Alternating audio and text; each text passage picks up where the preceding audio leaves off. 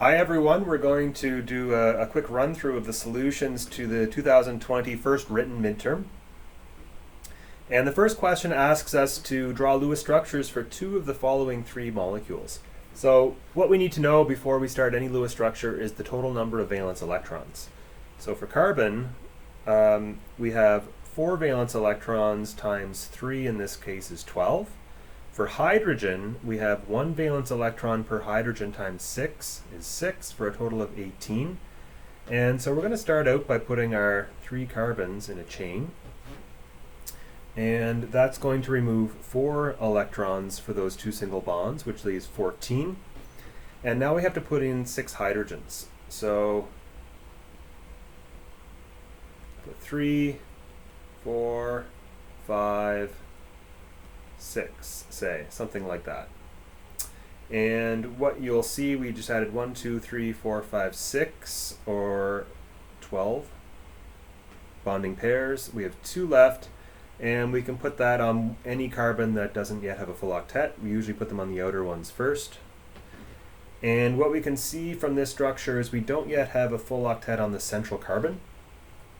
So what we can do is move the electron pair over, and what that will give us is a double bond between those 2 carbon atoms. That's not the only correct possible answer for this, by the way. You could have cyclopropane, also is C3H6. For the next compound, we have carbon, carbon, nitrogen, and we have 5 hydrogens here. And this gives us, again, a number of possible structures. If we have something that looks like this, that is a total of 5 hydrogens, the lone pair on our nitrogen. You could also have a double bond to the nitrogen, the methyl here, CH3. This is a functional group called an imine. And I suppose we could also have a ring here, couldn't we?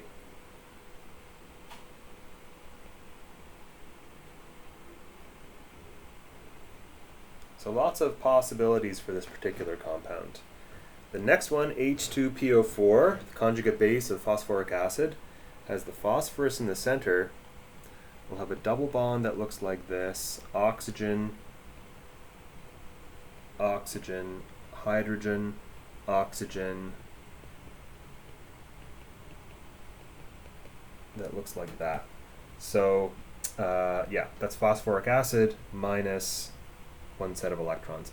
I'm guessing there's other possibilities for that as well, but that's the one we were looking for. For the following structures, based off their IUPAC name, including hashed wedge notation when necessary.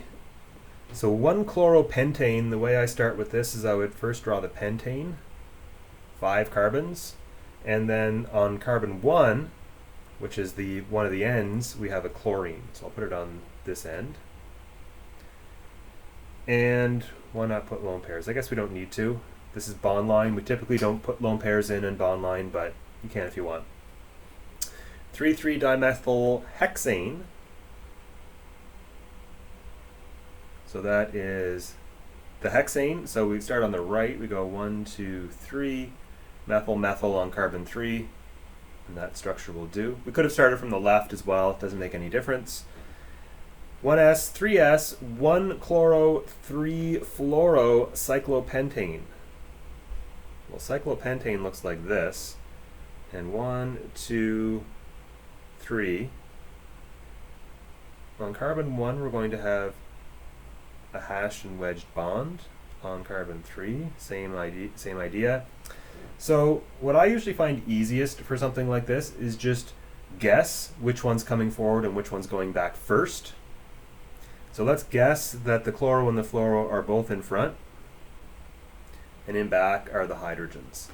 And then check to see if what you wrote was correct.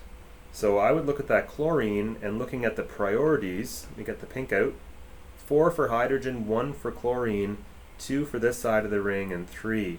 So what I actually drew there is R, not S. So that's no problem. We just go erase what we put in blue, and we would have now the Cl in back and the hydrogen in front. Now we look at the other one, and we would go fluorine has top priority, hydrogen has lowest. And let's get rid of the numbers from earlier.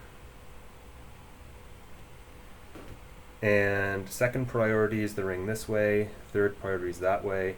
That one is indeed S, so we don't have to touch that one. That one is correct now as we have it. Cis 1-bromo 4-methylcyclohexane. Cyclohexane looks like this. 1,4 cis. So 1, we're going to put bromo. The fourth is a methyl already. So that's all we need to put there. They're either both coming forward or they're both going back. These are not chiral centers, so it doesn't matter if we put them both forward or both back. If you prefer to draw cyclohexane chair, you could, in which case you would have something that looks like this.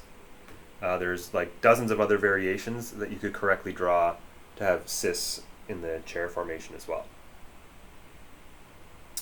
Resonance structures. This was not a particularly well done question.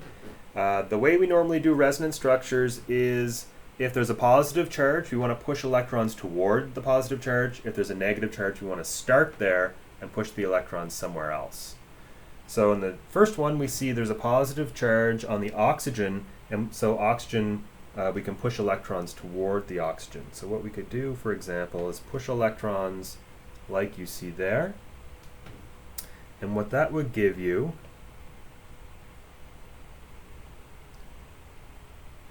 is the oxygen now with 2 lone pairs, a hydrogen, and that would put the positive charge down here. We could do it again. Pop the next double bond over. I'm going to make that a different color just to make it stand out a bit better. Okay. So what then that creates is the same molecule all over again. That double bond is now a single, and the double bond has moved over here. And the charge now is on that atom. We could do it again, actually. We could take the lone pair off the nitrogen and push it down. Double bond here, double bond here, O, H. So zoom that out a little bit. You can see there's actually 4 possible structures here that we wanted. Positive charge on the nitrogen. We wanted any 3 of these. You're starting with 1, so we wanted any 2 of the additional 3 that we drew. Let's make that one red, so it pops out a bit more. The best of these 3 structures is the last one I wrote. And the reason why this one's best is because it puts the positive charge on a nitrogen, which is better than the first example where the positive charge is on oxygen, which is more electronegative than nitrogen.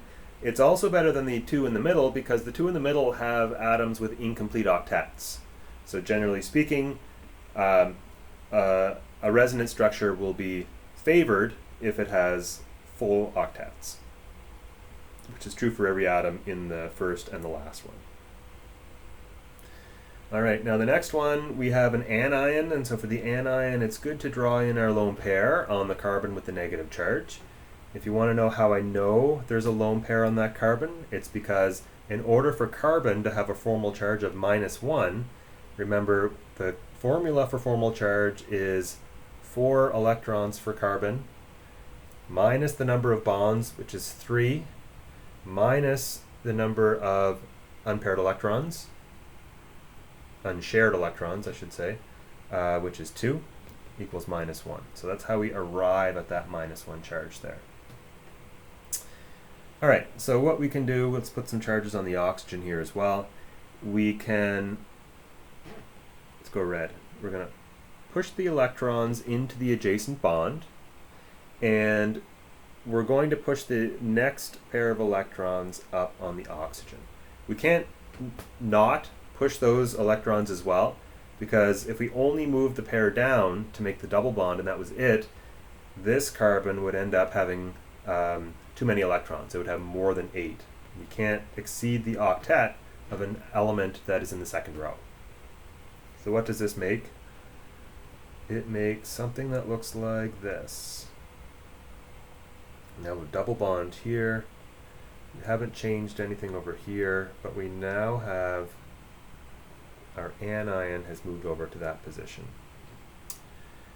Next, what we can do is basically the same thing again. We're going to push the next ones down, and then we're going to push the double bond to an adjacent atom. So we're going to push them up here. That gives single bond now to oxygen. It has now 3 lone pairs and a negative charge. Double bond here, and our methyl. So those are our 3 possible structures. Of these structures, the best one is the last one because it has the negative charge on the most electronegative atom. All of these have full octets for every atom, so that's not a consideration in this particular example. Great.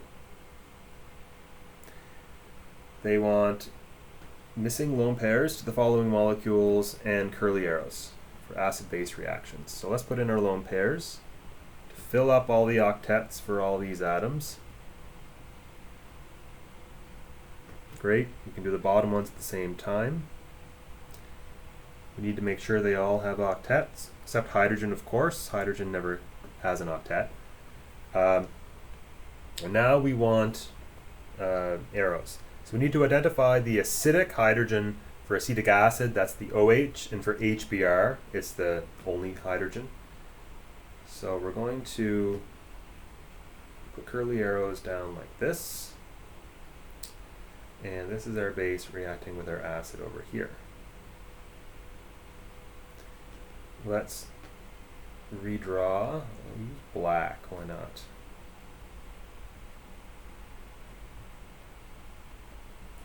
We now have 3 lone pairs on that oxygen for a negative charge, and our nitrogen now has 3 hydrogens. One of the lone pairs has gone in to make an NH bond.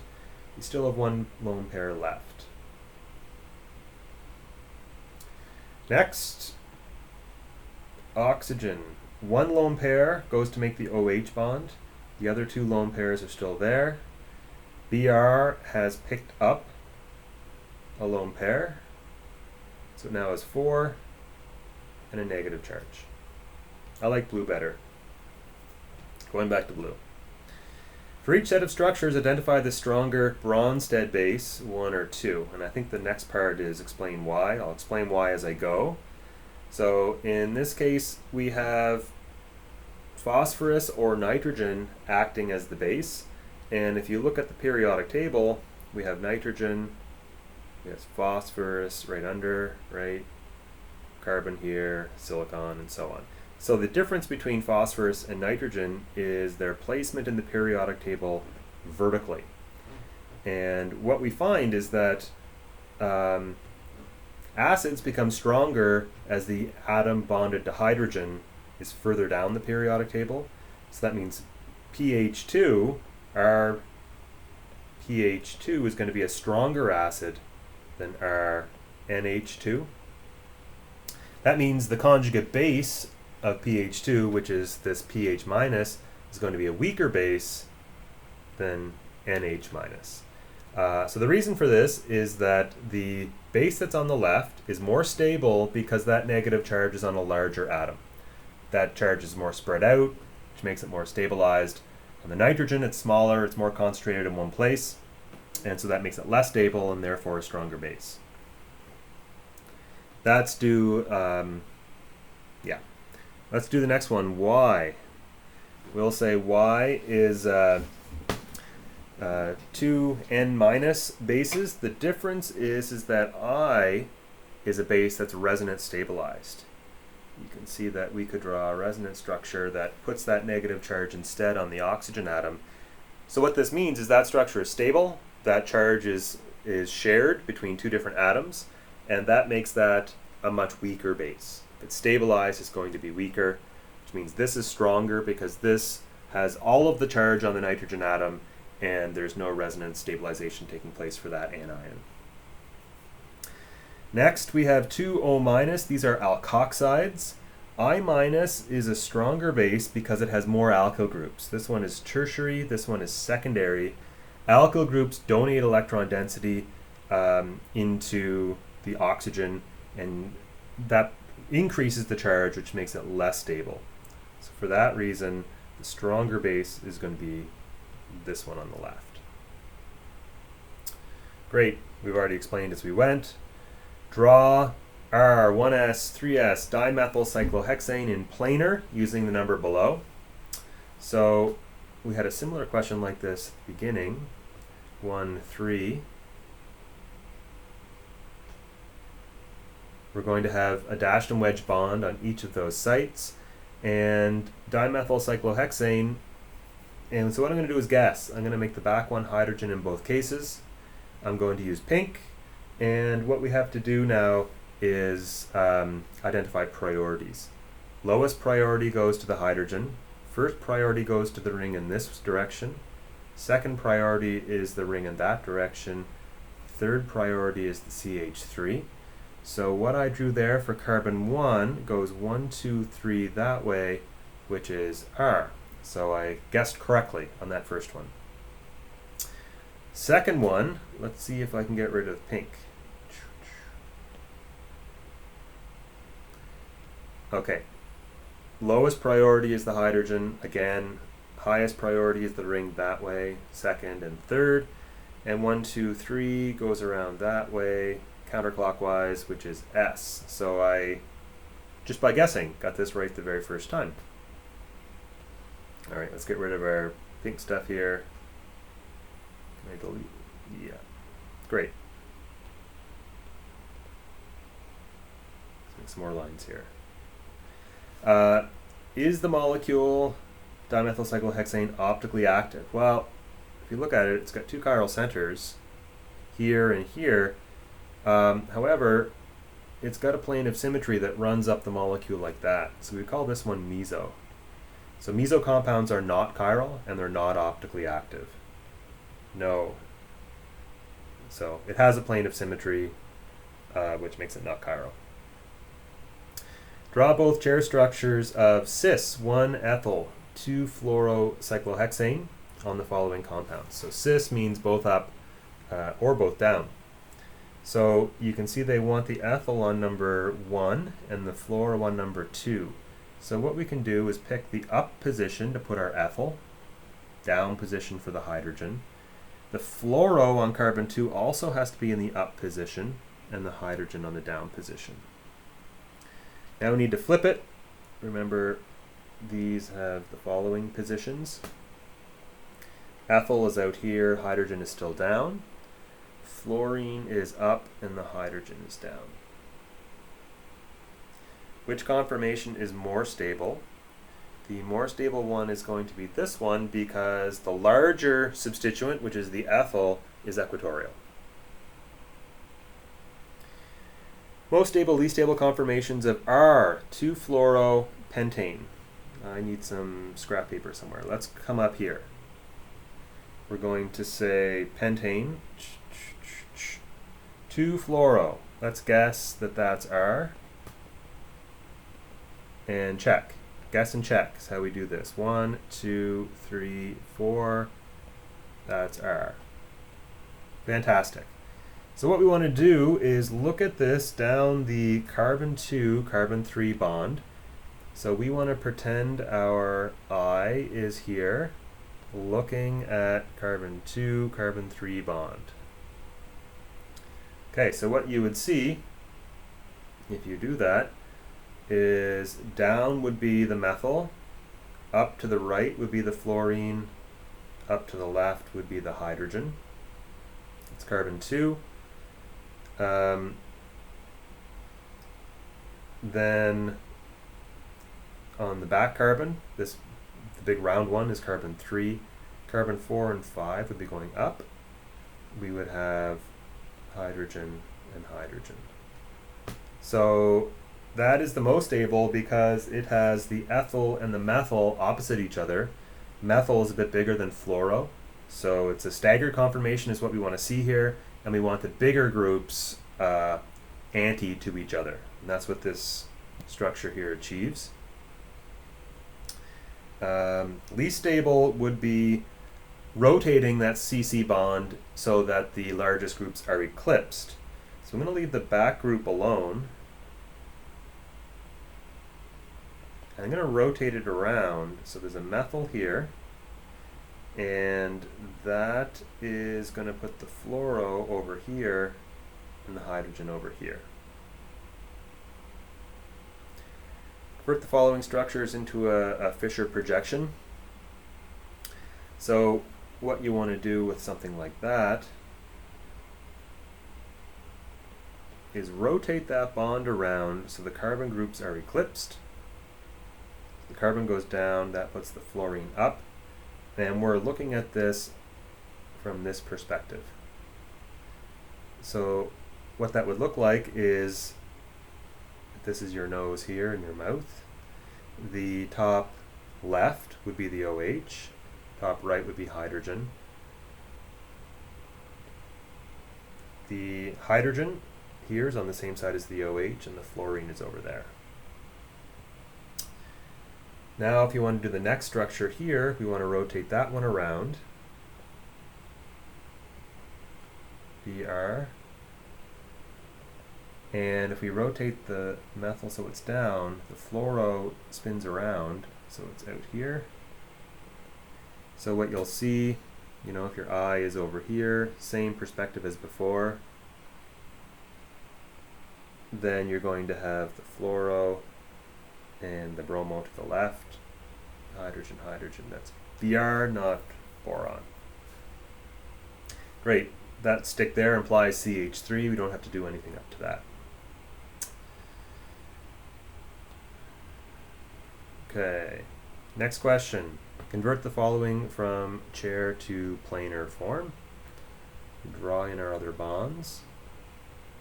What you can see, if you call this carbon 1 and carbon 2, carbon 1 and carbon 2, bromine is up relative to its hydrogen, and fluorine is down relative to its hydrogen. D, is the following molecule chiral or achiral? It's chiral because it has a chiral center. One chiral center means it's chiral. That's it. No plane of symmetry or anything like that.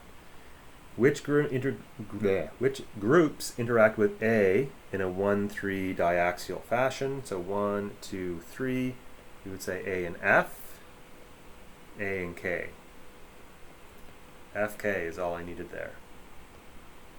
That's it. We're done. Easy peasy, right? Not so bad.